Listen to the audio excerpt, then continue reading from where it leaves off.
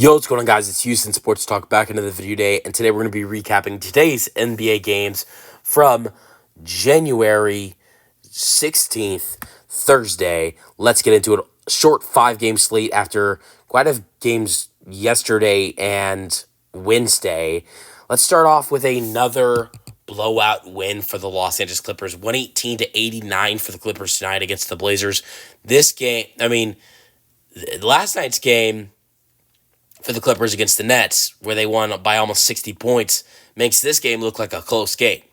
I never thought I'd ever say another game makes this game, which is a 30-point win for the Clippers, look like a close game. If you're wondering, is this the most points that we've ever seen a team win by in a 2-game span?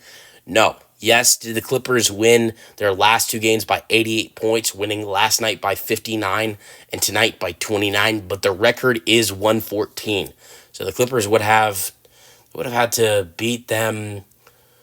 Well, they would have had to beat them by another, to tie the record. It would have had to been another 26 points, which with what we saw last night is definitely possible. They only won by 29 tonight. Definitely got to beat them by 55. What we saw from last night. But you know what? What I will say is I think this was a little bit of a more competition for this Blazers team. Like, for the Clippers tonight, like, you didn't have Kawhi, which you did last night. He scored 23 points in 23 minutes. And also, the Nets. If you look at the Brooklyn Nets didn't have anybody. The Nets, all their main players were not playing. Nobody played at all. I mean, Cam Johnson didn't play. Ben Simmons didn't play. D'Lo didn't play. Nobody played at all. I think the best guy that played was probably Nick Claxton. And that's no disrespect to Nick Claxton. It was just there was nobody out there for the Nets. They had like 7-8 players that didn't play. And it's not like the Blazers It's not like the Blazers don't have guys that aren't playing either. But the Blazers have Scoot Henderson. They have Anthony Simons. They have Aiden. They have Sharp, Gamara. This team that they play tonight, this Blazers team that the Clippers play tonight is a lot better than the Nets team that they faced last night. And they didn't have Kawhi tonight and had him last night. But what did this Clippers team do tonight? Another night where their starters don't have to play that much. Norman Powell, 26 minutes, had 23 points, 5 rebounds. It's time to start discussing if this guy needs to be an all-star, because this Clippers team is a 5 seed in the West, and I'm not going to say he's been their best player this year because Harden's been fantastic, but Norman Powell is definitely doing such a great job this year, and the Clippers have been a great story, and it's going to be interesting if the Clippers get an all-star. Is it Harden or Powell? Norman Powell definitely could be getting his first all-star game this year. Harden only played 28 minutes. Last night he didn't have to play that much. He only played like 22, 21 minutes, something like that. Tonight he only plays 28, so I had to play a little bit more. But I had 19 and 6. And then Zubac had 10 and 8, only playing 28 minutes.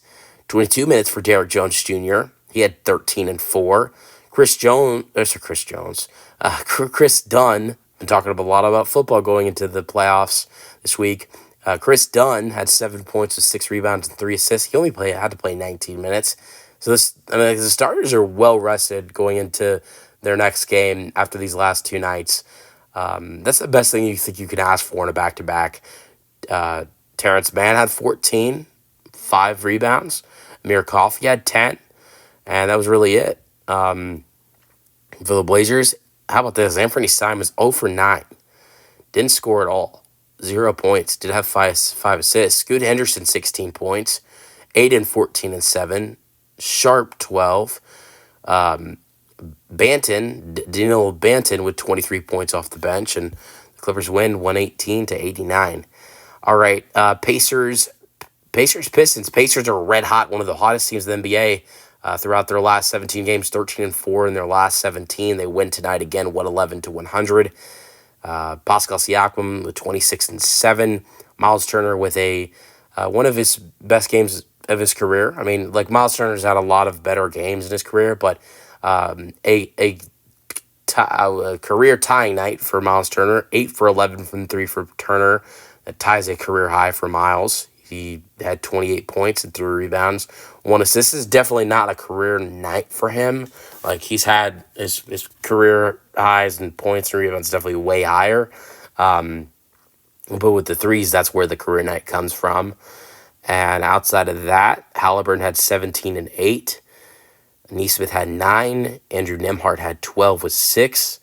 No players in double figures off the bench for this Pacers team. For the Pistons, Cade Cunningham with 29 and 4, All-Star. Duran had 17. It's no surprise that the Pistons' big man is dominating against the Pacers. I mean, the Pacers have been kind of a weak team. Turner is a great player. I mean, he's a great shooter, great offensive player. But centers have had an easy time rebounding on him and getting work offensively on him. And Duran only played 27 minutes tonight, shot 8 for 8, 17 points and 17 rebounds. So great game for him. And Hardaway Jr. was terrific tonight as well with 25 points. And as well, I mean, it's not just Duran. Isaiah Stewart played 20 minutes tonight and had 13 boards. And Malik Beasley's been red hot recently. Not tonight. 1 for 10, 3 points. Definitely because he was very popular in the betting side. That's one of the big reasons why he did not play good tonight. All right, Suns, Wizards. Kevin Durant back in Washington. I mean, not his former team, but, played in Seattle. And so he's back in D.C., but not with not to play the same team.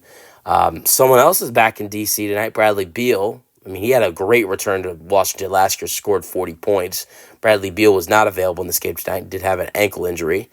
But who needs Bradley Beal when you got Devin Booker to score near 40 points? 37 for Book, 10 for 24, 5 assists. KD with 23 and 6. Tyus Jones with 9 and 10. And Ryan Dunn, the rookie, with 18 and 11, shooting 8 for 12. Mason Plumlee a little upset they traded for Nick Richards. He had 6, 9, and 4. And Nurkic didn't even get to play at all. Bobo got to play a little bit, though. 3 points at the end of the game. Hey, he got fouled. Well, he made it 2 and then got fouled and split free throws. Grayson Allen had 21 points with 5 rebounds off the bench. It's a lethal shooter right there. And then the Wizards. The Wizards had a great fourth quarter. Outscored the Suns by 14 points. And you thought this game was over. The Wizards started to come back a little bit. Poole had 18. Alex Sarr had 16 and 9. Koulibaly had 13. George was excellent. With 24 points off the bench. Corey Kispert had 14. I'm a big fan of Corey Kispert. Big trade guy. Jonas Valanciunas had 11 and 8. He's a very popular trade guy right now. A lot of teams interested in him.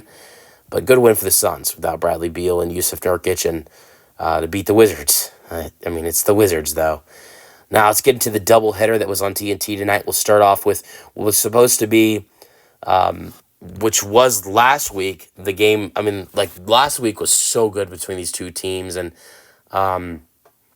you just thought things would be easier for this Cavs team tonight with them, the Thunder losing Isaiah Hartenstein. But no, it got worse for the Cavs. And I think 134-114 is the final score, by the way. I think the biggest mistake the Cavs made tonight is not feeding Jared Allen more. This guy went 6 for 6, 13 points, 7 rebounds. The Thunder are undersized. You got Jay Williams, the power forward, starting at center. Not J-Dub, who had 19 points tonight with 6 rebounds and 5 assists. Not the most famous Jalen Williams, but you got the other Jalen Williams starting at center. He's more of a power forward. They're undersized. Your power forward in this situation is either the other Jalen Williams or Dort. And you got Jared Allen and Evan Mobley. Evan Mobley didn't have a really good night, 2 for 7. I'm not going to say you got to feed him more, but Jared Allen's 6 for 6, 13 points and 7 rebounds. The Cavs needed to feed him more. A lot of threes taken, a lot of bad shots taken by Donovan Mitchell. He shot 3 for 15.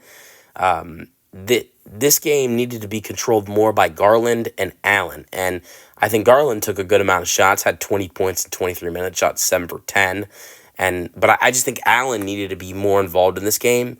And there were so many possessions where you could have set up plays to get him the basketball, and it was just easy for him inside the paint tonight, and that's not surprising with the Thunder not only having Hardenstein but also not having Chet. Allen just had a dominant game against him last week when they had only Hardenstein, no Chet. Now there's neither of them. He had a great game tonight. They just didn't give him the basketball enough, and he didn't play that much either. Let's get to the Thunder because Shai Gilgeous-Alexander was terrific tonight. 40 points and 6 assists with 3 rebounds. Only 29 minutes. This guy's just a free throw merchant if we're going to be on. No, I'm just kidding. And I'm just kidding with that stuff. Five free throws tonight. What are you guys going to say? I mean, I will be honest. Shai gets a lot of free throws. But it's not an every night thing. Like, if you look at a guy like Joel Embiid, it's mostly a nightly thing where he's getting a lot of free throws. It's not an every night thing where Shai Gilgeous-Alexander is getting free throws. And also, to be fair, there's probably no one in the league more that drives to the paint more than Shai Gilgeous-Alexander does. So, a terrific night for him. And he had 35 points if you take away his free throws. And he only played 29 minutes. Didn't have to play in the fourth quarter. So 35 points with no free throws and no fourth quarter play, and a 40 bomb if you include his free throws. And he had 8 assists without even playing the fourth quarter. He nearly had 40-10 game, not even playing the fourth. Jokic is putting up incredible numbers this year, but if we're gonna talk about MVP with the way a player's playing, and then add the fact that they're winning the way Shai Gilgeous-Alexander is, Shai is the clear MVP. I think that if the MVP award was just a award based on stats, I would lean more to Jokic because Jokic does have better stats right now. But it's not. I don't think it's very far. I don't think Jokic is very far ahead. But Jokic does have better stats, I will say. But with the fact that Shai's winning, Shai's team is 34-6. I think the momentum goes to Shai and the MVP favorites. But yeah, great night for him. And another guy who had a great night was Lou Dort with 22 points, 8 for 11. And they had 3 players off the bench in double figures. Isaiah Joe 12, Carlson with 11. He came in firing in the first quarter, hit a couple threes in the first. Alex Caruso had 10 and made some big shots. Did not miss, 3 for 3, 2 for 2 from 3. Terrific night from Alex Caruso. Let's get to the final game. My favorite team, the Rockets. They did lose, unfortunately, to the Kings tonight, 132-127. I was really proud of the way my team played tonight. No Fred VanVleet, the point guard, who's the heart and soul of this offense and defense. I don't know about him being the heart and soul of the defense, but he runs the offense and is a big part of the defense as well. And for the Rockets to go against a Kings team that's been red hot since firing Mike Brown, and going to tonight we're 7-2 since firing their head coach and been playing a better basketball. And this was one of the first times this season that the Kings have played fully healthy. The Rockets, I don't think a couple months ago would have played like this without Fred VanVleet going up against a fully healthy Kings team. I think the Rockets a couple months ago, in fact, with Fred VanVleet, with Jabari Smith Jr., lost by 9 points against the Sacramento Kings team who wasn't fully healthy in Sacramento. Then tonight, without Fred, without Jabari, the Rockets are able to have a competitive basketball game. The Rockets were down as much as 16 points in this game, came back. There was a situation where it was 81-70, and just like that, snap of the finger, Rockets are only down 86-85. Also, another sequence where the Rockets, it's 114-105 with 3 minutes left, 3 minutes left in the fourth quarter, and you think, okay, the Kings are pulling away. This game is over. The Rockets are not a good 3-point shooting team. This game is not getting competitive again. Just like that, 10-0 run in about a minute and a half, and the Rockets are leading 115-114. I know it did end up in a loss for this Rockets team, but I think they played terrific basketball tonight. Jalen had 28 points with 5 rebounds and 4 assists, and then Also, Amen Thompson had 20, 10, and 5, 8 for 12, and Şengün had a double-double with 21 and 10. For the Kings tonight, let's give them their flowers. They played a great game. DeMar DeRozan was just fabulous. 31 points, 12 for 23. He was a Rockets killer tonight. And Malik Monk was terrific too. 28 with 9 assists. So great night for Malik Monk. And Sabonis did foul out, but still had 20, 14, and 7. Fox wasn't very good, but I mean, that kind of happens. That it's not surprising when Malik Monk has 28 and 9. Fox had 19 and 7, shooting 6 for 17. And Keegan Murray, very underrated in this game, 18 and 11, shooting 7 for 10 from the floor and 3 for 6 from 3. Great win for the Kings. Great win. Let me know your thoughts on today's NBA games in the comment section, and peace out.